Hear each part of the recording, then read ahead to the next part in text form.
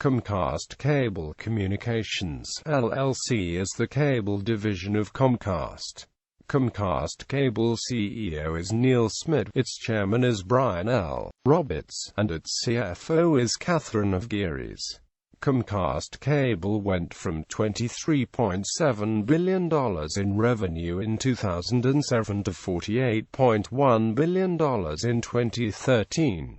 Branding. In 2010, Comcast began promoting Xfinity, the company's rebranded trademark for triple-play services in Comcast's largest markets, including the company's digital cable, cable internet access and cable telephone services and radio. Comcast Digital Cable was renamed Xfinity TV, Comcast Digital Voice became Xfinity Voice, and Comcast High Speed Internet became Xfinity Internet.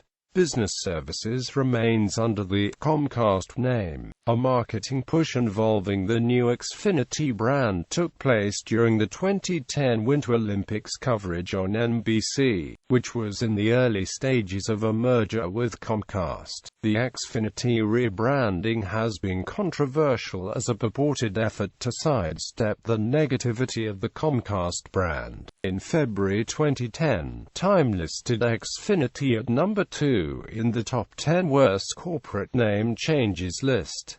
Internet provider. Comcast Internet availability by state. Comcast is the largest provider of cable internet access in the U.S., servicing 40% of the market in 2011. As of June 30, 2013, Comcast has 19.986 million high-speed Internet customers. According to the Comcast high-speed Internet terms of service, residential customers are provided with dynamic IP addresses. Comcast began offering Internet services in late 1996, when it helped found the At-Home network, which sold Internet service through Comcast's cable lines. The agreement continued after At-Home's merger with Excite. When the combined company Excite At-Home filed for bankruptcy in 2002, Comcast moved the roughly 950,000 Internet customers completely onto their own network. Available Comcast high-speed Internet plans. Speeds are given in megabits per second, where 1 megabit equals 0.125 megabytes equals 125,000 bytes. Along with the price of Internet subscriptions, Comcast charges users an additional $10 per month to rent a cable modem. This fee has been seen by some as unfair, but is waived for customers who buy their own modems. Comcast charges $20 for Internet installation, but the fee is waived for customers who opt to install themselves. In 2011, Comcast launched its Internet Essentials program, which offers low-cost Internet service to families with children who qualify for free or reduced-price school lunch. The U.S. Federal Communications Commission required this budget service as a condition for allowing Comcast's acquisition of NBC Universal in January 2011. Of an estimated 2.60 million households eligible for the program, about 220,000 households participate in the program as of June 2013. A similar program is available from other Internet providers through the non-profit Connect to Compete.org. Comcast has stated that the program will accept new customers for a total of 3 years. In March 2014, as he met with FCC concerning the Time Warner Cable merger, Comcast Vice President David Cohen told reporters that the Internet Essentials program will be extended indefinitely. XFINITY Wi-Fi. In early 2013, Comcast began broadcasting hotspot services using XFINITY branded equipment from customers' homes. Specifically, this XFINITY branded equipment is the combination cable modem and router that the customer needs to access the Internet. This is the situation for every customer unless they provide their own equipment. equipment. These combination cable modem routers are used to provide other Comcast subscribers with free Wi-Fi access at over 500,000 locations across the United States. XFINITY Wi-Fi has been an issue because the cable modem router equipment that Comcast provides to residential customers in the homes not only provides Wi-Fi access to the customer, but also transmits a separate Wi-Fi channel labeled Xfinity Wi-Fi. It is this Xfinity Wi-Fi channel that provides the XFINITY Wi-Fi to other Comcast subscribers. Because the XFINITY modem router equipment in the customer's home is now supporting both the customer's private Wi-Fi capability and a public hotspot, there are both security, privacy, and performance concerns. Comcast claims customers' internet speeds are not affected by the hotspot feature being enabled on their equipment and may opt out of the program anytime. Customers can begin using XFINITY Wi-Fi before installation of the service. Data cap. Initially, Comcast had a policy of terminating broadband customers who use excessive bandwidth, a term the company refused to define in its terms of service, which once said only that a customer's use should not represent an overly large burden on the network. Company responses to press inquiries suggested a limit of several hundred gigabytes per month. In September 2007, Comcast spokesman Charlie Douglas said the company defined excessive use as the equivalent of 30,000 songs, 250,000 pictures or 13 million emails in a month. Other company statements have said the limit varied from month to month, depending on the capacity of specific CMTSs, and that it affected only the top 1,000th of high-speed internet customers. Comcast introduced a 250 GB monthly bandwidth cap to its broadband service on October 1,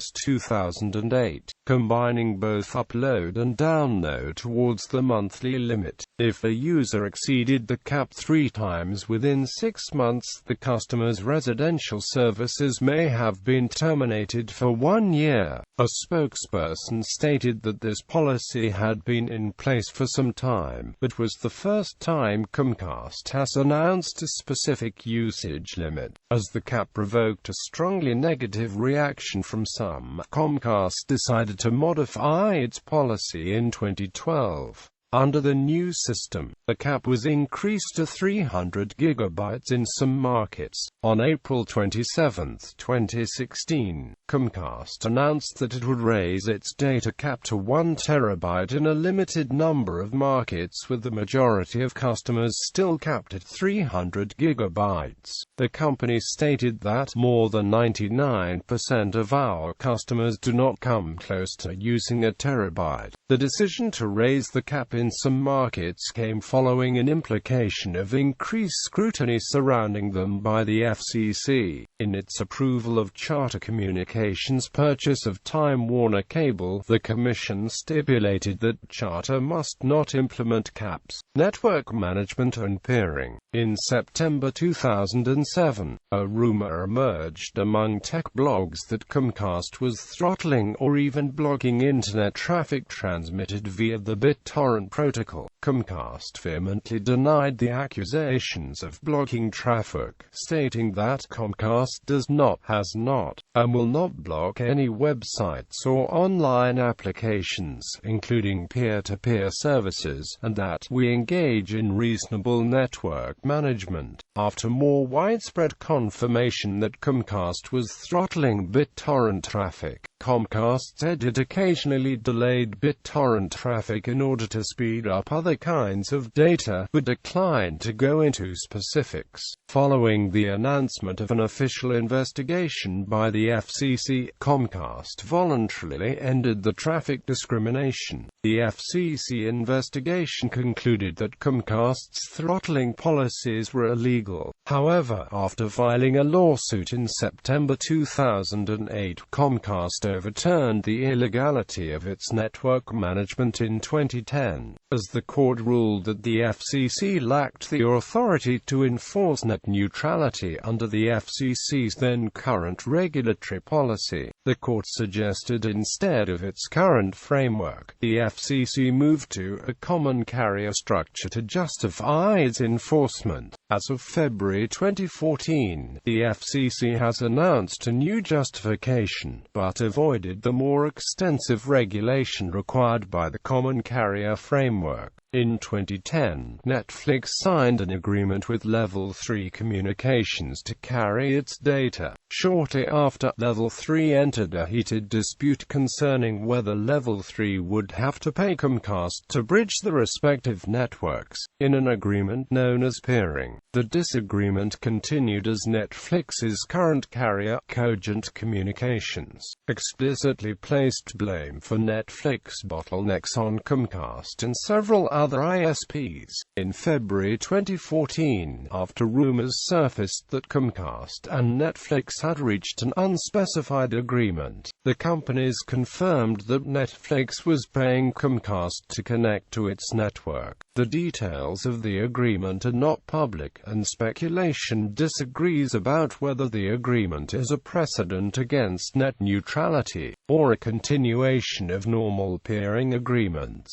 Landline telephone. Comcast Digital Voice, now known as Xfinity Voice, is a telephone product offered by Comcast Corporation. Comcast offers CDV in both residential and business class and is packaged with Xfinity. The service was launched in 2005 in select markets, before being extended to all of Comcast's markets. Xfinity Voice allows communication over the Internet using VoIP, but uses a private network instead of a public IP address, which allows Comcast to prioritize the voice data during heavy traffic. In technical terms, on Comcast's hybrid fiber coaxial network, calls are placed into individual unsolicited grant service flows, based on DOCSIS 1.1 quality of service standards. For the customer, this has the benefit of preventing network congestion from interfering with call quality. However, this separation of traffic into separate flows, or smart pipe, has been seen by some as a violation of net neutrality, who call instead for equal treatment of all data, or dumb pipe. Other non-Comcast VoIP services on Comcast's network misuse the lower priority public IP addresses. The practice was questioned by the FCC in 2009.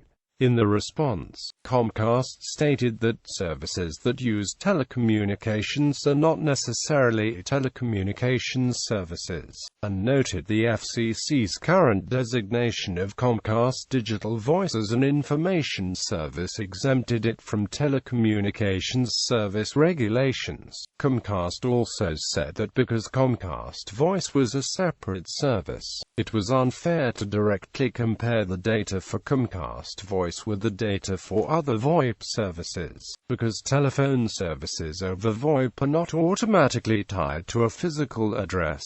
Xfinity Voice utilizes E911 to help 911 service operators to automatically locate the source of the 911 call. Voice calls are delivered as a digital stream over the Comcast network. Signal is converted to analog plain old telephone service lines at the cable modem, which outputs on standard analog RJ11 jacks. After trial runs in 2005, Comcast rolled out its digital voice service to all its markets in 2006.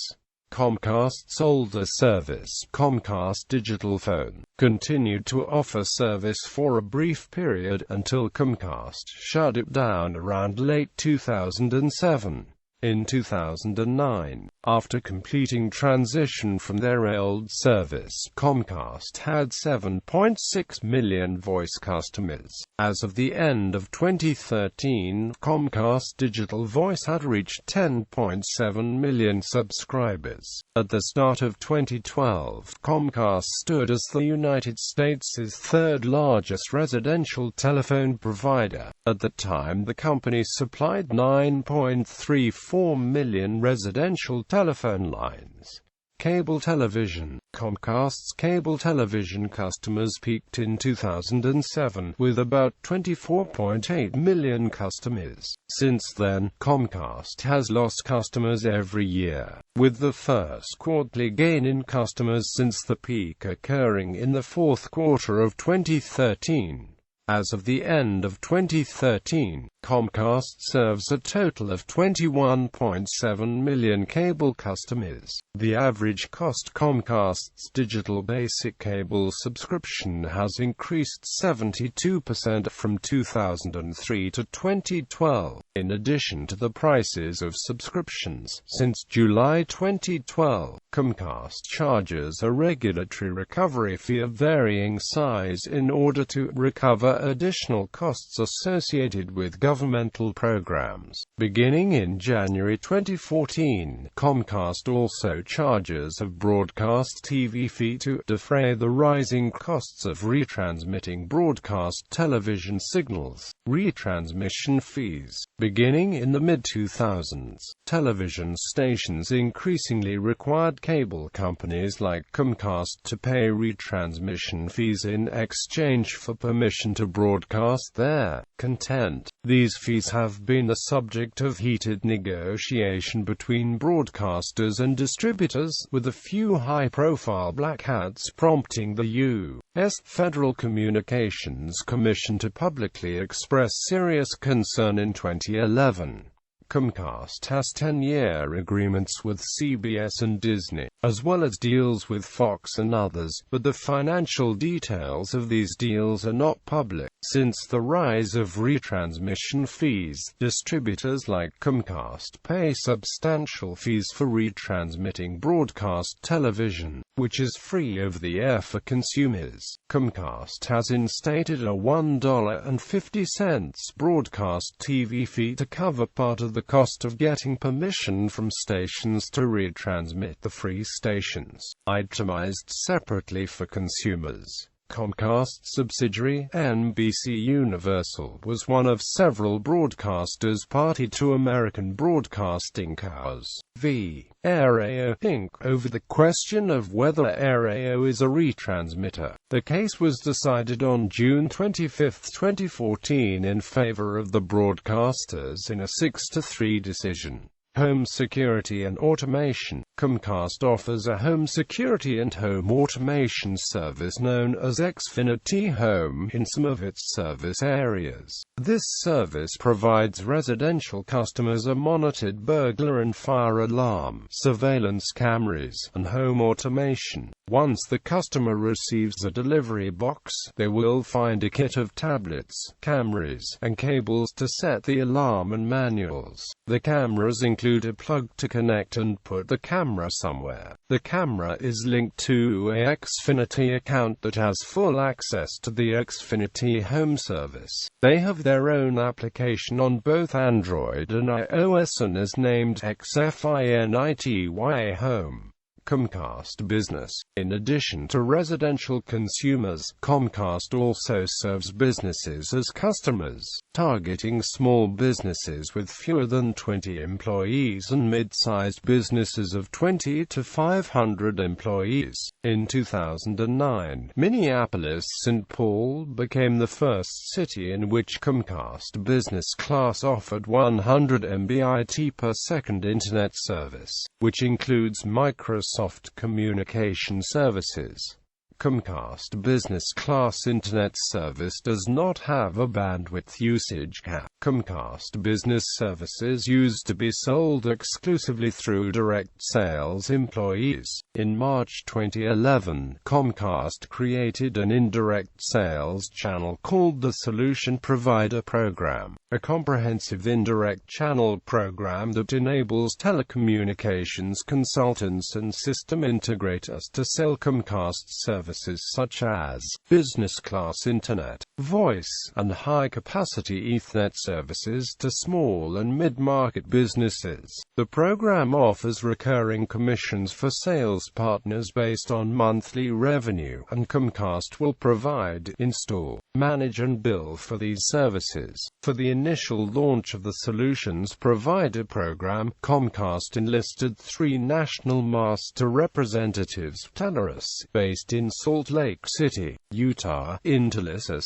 based in Petaluma, California; and Telecom Brokerage Inc., based in Chicago. Sub-agent sales partners must work with one of these 3 partners in the early stages of the program. The head of the Comcast Business Indirect Sales Channel is Craig Schlegbaum, a former head of the Level 3 Communications Channel. Official sponsors: MLB, NFL, NBA, NHL, MLS, Motorsports, NASCAR, Xfinity Series.